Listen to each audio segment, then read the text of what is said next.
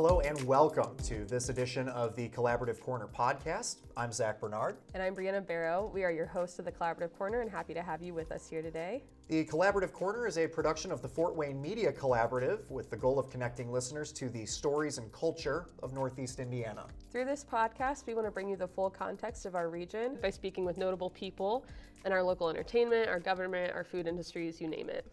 Joining us for today's episode, we're talking with Fort Wayne City Councilwoman Michelle Chambers, who has a career of public service that spans over 2 decades. Michelle, thank you so much for joining us. Thank you for the invitation to be here.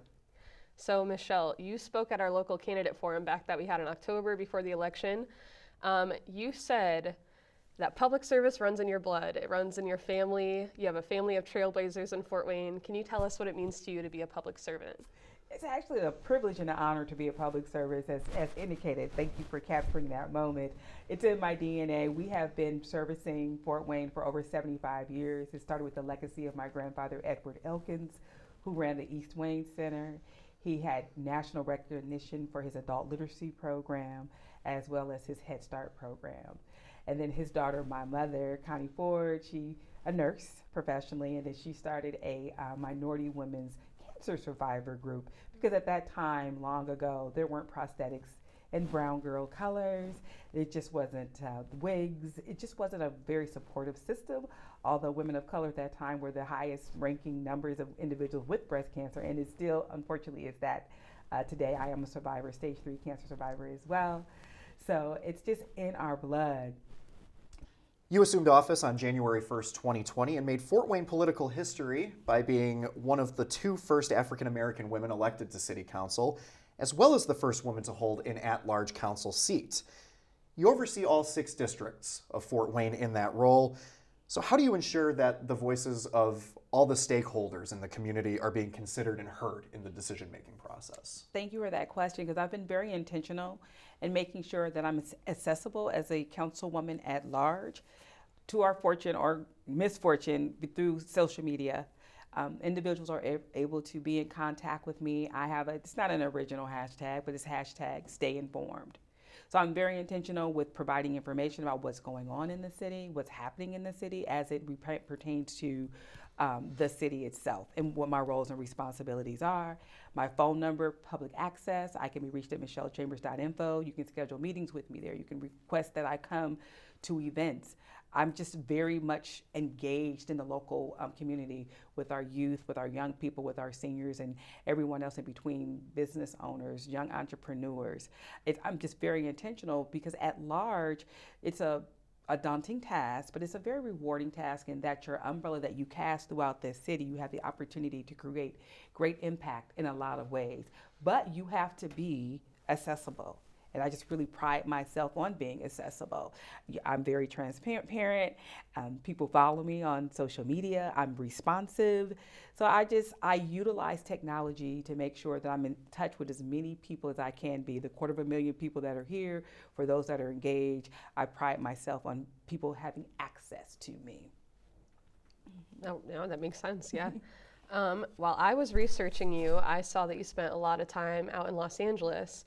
And I know you were just saying you relocated about 14 years ago, so I was wondering, like, what made you want to come back to Fort Wayne, and then also, like, what experiences and, like, kind of lessons that did you take from working for a huge, one of the biggest cities in the country to coming back to Northeast Indiana? What did you learn from that? They say home is where the heart is. This is where it all started for me. We relocated to California for the 3rd time, and permanently. We had tried, my parents, I should say, I was a very young girl, 72, 74, and then 76, it finally stuck up against the wall. So as I began to go through college and began my professional career in public service, I knew that I was coming back home to Fort Wayne. I knew that I'm the youngest of 5. I was the only one left in California after so many years. Everybody had relocated back to the Midwest. And you can talk to my friends in California. They knew that I always said, all of this experience that I'm getting working in redevelopment, community development, economic development, and human services, I'm going to take all of this experience and I'm going to go home to Fort Wayne, Indiana, and I'm going to run for local office. I was very intentional with my professional career. I've been very fortunate in those 25 years that I spent in Los Angeles working in public service that I was tasked with being a leader on some pretty big and extensive projects. from human services, from economic development to community development. My mentors at that time, they entrusted me to take on those projects. Working 25 years, I was fortunate in my career. About every 4 years, I had the opportunity to take on huge tasks for this city. Helped to lead up the Los Angeles Bridges program. It was a gang intervention and prevention program. Had the opportunity to open 9 youth and family centers throughout the entire city of Los Angeles. So it was a unique concept at that time where it housed several nonprofits providing services to the community that they were servicing at no cost. So it was a great public-private partnership. I had the opportunity to start Cash for College, bringing in all of the kids throughout the city of LA to bring them into one arena where you learned about colleges, you learned how to apply for financial aid. So I did that with the city of Los Angeles, and then I had the opportunity to go over to the city of Carson. And that's where my redevelopment career started. Very happy about what I was able to do there. I like to say I was working for a city where the founders were still alive. It was a fairly new city. It used to be an industrial area, then it morphed into a bedroom suburban community. And with that being the case, they were very passionate about what happened in the city. So I had the opportunity to bring forward affordable housing for first-time home buyers, affordable housing for seniors. So I had a very full and extensive career, and I knew that all of those things that I learned in California, I could come to Fort Wayne and be an asset, whether I was working for the city or being a councilwoman. But I was intentional in running. So I was intentional with my career because I knew I wanted to come home. Yes.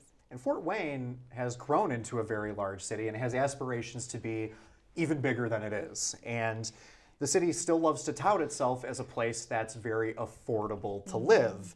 However, it seems like that tide may be changing a little bit as more developments come into downtown and more business comes in as well. We always hear about the great development in progress downtown, and it's visible. We can all see it. But are these changes coming at the cost of maybe pricing people of certain income brackets out of the downtown area? I would say that it's not about pricing folks out of the income bracket. I think that is an opportunity to meet all the incomes that we have going on here in Fort Wayne. But let me put a marker right there to say we have an extensive shortage of affordable housing. This is before the bandwidth of downtown was growing. We have a shortage of market rate homes that are affordable. So that's why I've been very intentional on council, creating an environment so that all people will have somewhere to live. And we are in a national crisis. It's not only Fort Wayne. Yes, coming out of COVID, everybody has experienced that 10 to 15% of increase in goods and services. We're not going backwards. We're not going back to the cost of living prior to COVID. So as much as we can as a city, we have to create a city that everyone can live in. Definitely downtown does have affordable housing units, but how often do they come available? So that's why we're always looking, I would say on city council, always looking for those public-private partnerships that everyone in the city can benefit from. So the reality of it is, any city, we're the second largest city in the state of Indiana, you have to have a center. You have to have a financial center, a center within a city. And then it goes out like a web, like Charlotte's Web. You go out to your quadrants, and we've been working intentionally since I've been on council to make sure all the quadrants as well, we live in this quadrant system, they're receiving and benefiting from the growth that's happening. Makes sense to me, yeah. Kind of going off of that, I mean, you spoke of COVID. We've seen a lot of, local establishments kind of close the last few months, few years. And part of that's staffing issues. Part of that is because of the increased housing costs that we were talking about. Part of it might be people getting priced out of the area and might not have the transportation that's essential to get down there, to get downtown.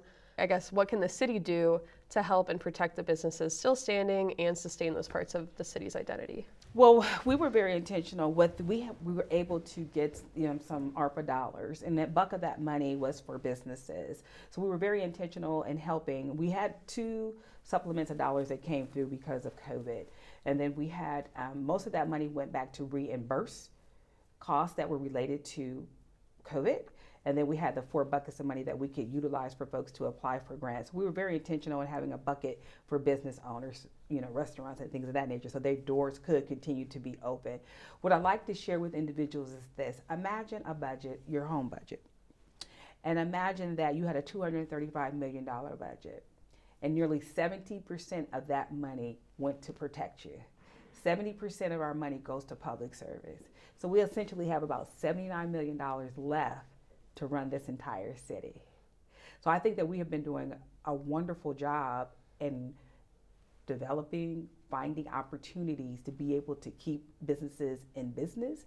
We're not a bank, but we have to be creative as legislators and work directly with, it's the mayor's budget, absolutely. Only thing I can do, or we can do as a council, is cut it. But we can work with the mayor to support those public-private partnerships where we're creating an environment where we're creating our tax base and we're creating revenue for the city so that we can be able to help our businesses, help our constituents, create an environment. I was very fortunate enough to be able to expand the EDTA areas, economically disadvantaged targeted areas, for affordable housing. At one time, we could only do affordable housing in a very small area of the city. Well, last year, we were able to expand that map, and we can do affordable housing developments throughout the entire cities, which creates a 10-year tax abatement if the particular affordable housing developer is going for a tax credit through the state. See, that's putting those opportunities together to make it more financially feasible for an affordable housing developer to come to Fort Wayne, to look at Fort Wayne, to develop affordable housing. So when you know there's opportunities out there, you can connect public entities together with the private market, and we're working together to try to get more doors. It's a national crisis, and we're doing everything, I can say I am doing everything I can to help get more doors in the city. I hope I answered the question. No, that I was kind of great, got on yeah. my passion. Yeah, about no, and I housing. feel like you're being very transparent too about where the money's going, what you guys are intending to do with the money in the grant. So yeah, I appreciate your answer. Yes. And housing is mainly the focus of this conversation, so that was such a thorough answer. You have to forgive me if this question will force you to repeat some things, No and I problem, appreciate no problem. how thorough you've been, but we are always hearing about great large businesses coming in. We just heard about Google, and Amazon was a big one a few years ago. This is obviously a very good and impressive thing, but we've also seen cities go in that direction and ultimately discover that down the line, everything that they loved and remembered about a place is changed as a result of all that, seemingly when it's too late. So how does Fort Wayne ensure that it holds on to the identity that it's proud of and that it doesn't maybe turn into a San Francisco of the Midwest? What is our identity? That's a good question. We're the Summit City, right? So our identity is that we are an affordable city to live in. We want to make sure that we remain affordable, but we have to bring in industries that pay more than a minimum wage. And if we just have everyone, I have so much respect and honor our service industry folk. But if everybody is working in the service industry, how do we scale our city? So that's why we have to be intentional with our public-private partnerships that we enter into. We have economic redevelopment tools, because I'll remind you, we only have about $79 million left to run the entire city. So we're not a bank, but we have to make sure we're in position. We have the infrastructure to bring in these large entities that would like to come in to our city, that we create an environment when we're hiring and bringing in large entities, and we're building houses at the same time so folks have places to go. We want to make sure we're working with CityLink. CityLink is based on rides. We have to create an environment where people are able to utilize our transportation system better.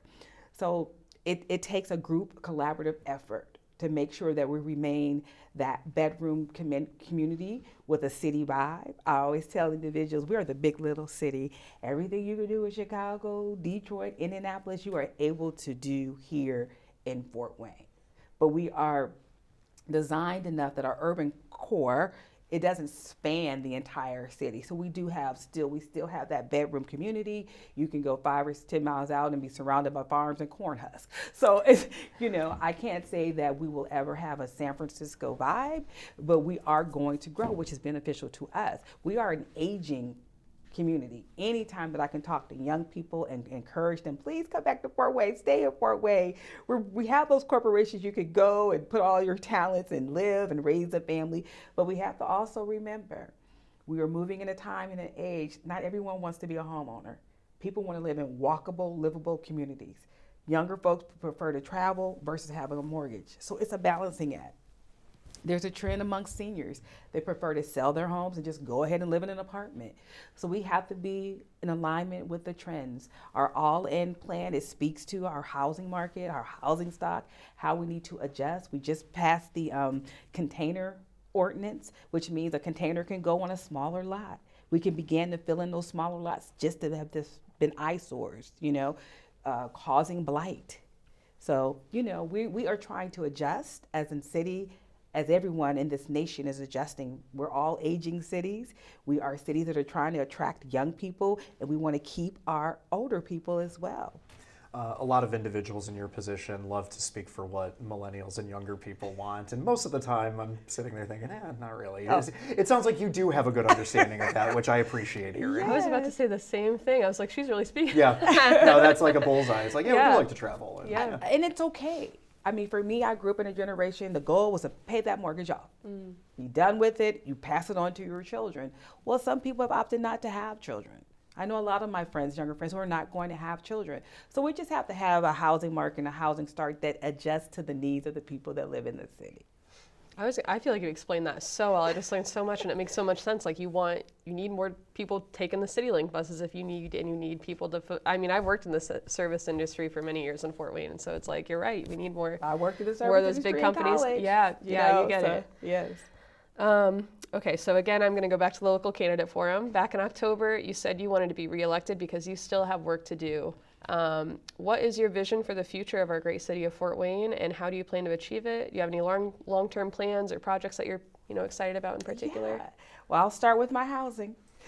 Fortunately, I had the opportunity. I learned about a residential tax abatement. We have tax abatements for affordable housing. We do tax abatements for private-public partnerships. But back in 2015, the state of Indiana passed an ordinance, a statute, that said that we could have a 5-year tax abatement for residents that were moving into areas that helped to eliminate blight, or they were doing a substantial improvement to an existing structure, 1 to 4 units. I'm like, wow, why aren't we using this? Well, once again, the map was very small, the area that it covered. And then secondly, it was only a 5-year abatement that was incremental. First year is 100%, 80%, 60%, 40%, and 20%. I'm like, okay, let's expand the map. We have blight that we can eliminate in all areas, believe it or not. And then let's see if we can get this to be 100% tax abatement for 5 years on the appraised assessed value, the new assessed value. That's how that works. If you bought a parcel of land for $30,000, when you purchase it, you get it all built, it's $100,000. You're going to be assessed on the new assessed value. You'll get that 5-year tax abatement. Well, I was able to get the map approved 2 weeks ago. However, the city council did not see the value in it being a 5-year residential tax abatement. The tax abatement stays with the home. If the person started the tax abatement and moved out, it would still remain on the home. The person would just refile the application, and then it sunsets at the 5-year mark. So the fact that we now have a residential tax abatement, if you're moving into an area where you're moving into a lot, you're in a neighborhood where there's homes that need a lot of work, you can move there. You can have a 5-year tax abatement. Well, it's 100%, 80%, 60%. It goes down. The purpose and why I was excited about that is home ownership can be daunting, and it can be a shock to your finances. So it allows you to gradually get used to that twice-a-year tax payment.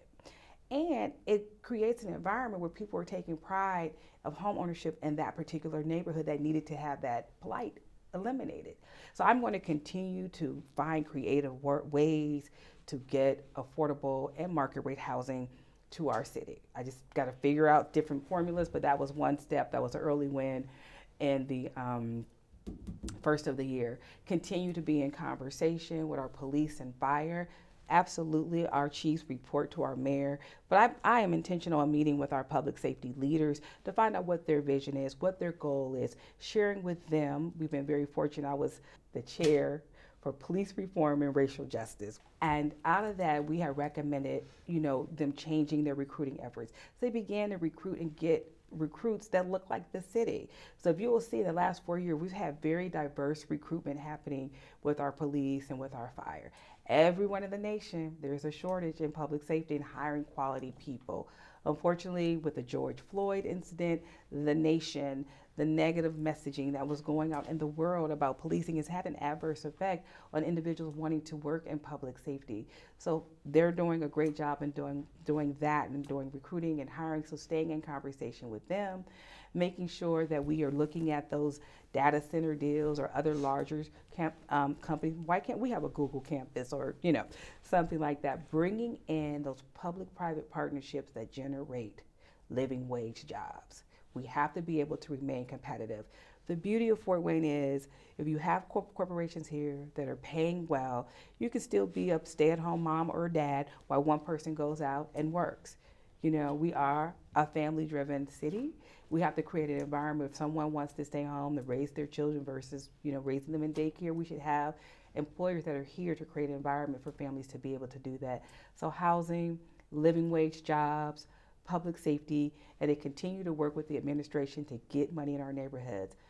The mayor and this last administration, they have quadrupled the money that's going to streets and alleyways into neighborhoods. It's a very strong department. Any way that we can increase those monies, help the mayor increase those dollars to get to the neighborhood, that's critically important too. We're an aging city, so we have older neighborhoods. We gotta, make them brand new and sparkly again. So just working on those things that are important to our constituents. Yeah, earlier you said the term asset, and I am happy to have you as my councilwoman at large. I would absolutely describe you as an asset to the city. So thank you. Anything else you have going on you want to let people know about? Sure, thank you for asking. I have two things that are going to take place in the next 45 days. The first being I'm so proud of Miss Indiana, who was our second runner-up for Miss America. So I'm working with Regina Frazon. She is a business owner here, and we are having a community gathering on March the 23rd. It is free, and we want to honor this young lady.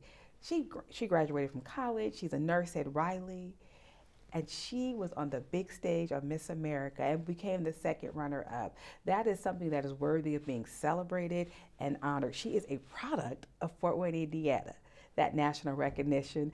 And then secondly, I will have my second Fort Wayne Women on the Move event that I rolled out last year during Women History Month. The beauty of Fort Wayne is that we have a lot of talented people, men and women. We have wonderful women. We oftentimes have the opportunity to hear from our usual women leaders. I am very intentional with Fort Wayne Women on the Move in that I find women that are doing work in the city and nobody knows. So it's a cross section, about 6 women. I try to get folks 20s, 30s, 40s, 50s, 60s on up, and we have an engaging conversation. So this year's topics I will have women in the C-suite, people dealing with mental health issues, women who are in human services, women who are working in banking, and my other 2 subjects, I'm drawing a blank, but that's going to take place as well on the 21st of March at the Cinema Center. So those are 2 community events that I'm very proud of that I'm heading up, and I will continue to work on finding ways to increase our housing stock, both affordable and market rate, over the next 4 years. Seems like a really nice place to tie a bow on it. Michelle, thank you so much for coming and speaking with us today. Thank you. And we'd also like to thank Fort Wayne Media Collaborative project manager Dave Gaughan for coordinating this episode of our show. And we'd also like to give a shout out to the college TDD staff here at the Center for Collaborative Media at Purdue University Fort Wayne. If you're interested in more content from the Fort Wayne Media Collaborative, please visit fwmediacollaborative.com. Until next time, I'm Zach Bernard. And I'm Brianna Barrow. Thank you for tuning in.